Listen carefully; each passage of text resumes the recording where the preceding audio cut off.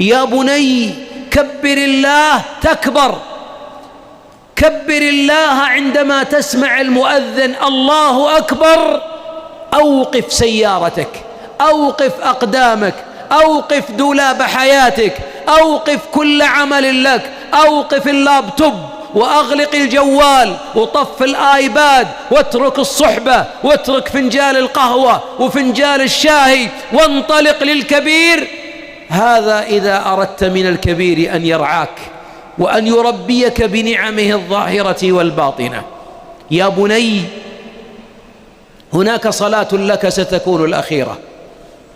هناك من الشباب من رحل في حوادث سير وفي أمراض خفية، صلوا صلاة لم يصلوا بعدها. يا بني اجعل صلاتك خاشعة واجعلها صلاة مودع، فلا تدري أي صلاة ستكون الأخيرة. يا بني فصل صلاة الخاشعين، صلاة المودعين، صلاة المنيبين المخبتين التائبين.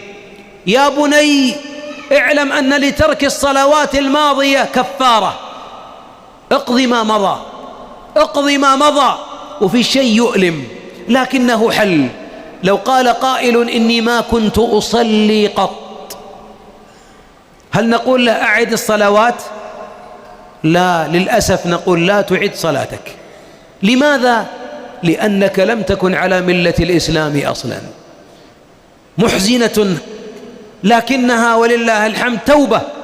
فإن كنت ممن لا يصلي قط أو كنت تتعمد الصلاة طويلا بلا طهارة، فعد إلى الله، ويكفيك وضوء بماء قليل.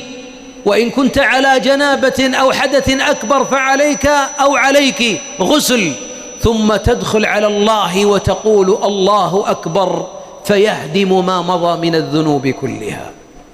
عد إلى الله يا بني، واجعل توبتك تصحيح للصلاة، فإنها أكبر أبواب النجاة والنجاح.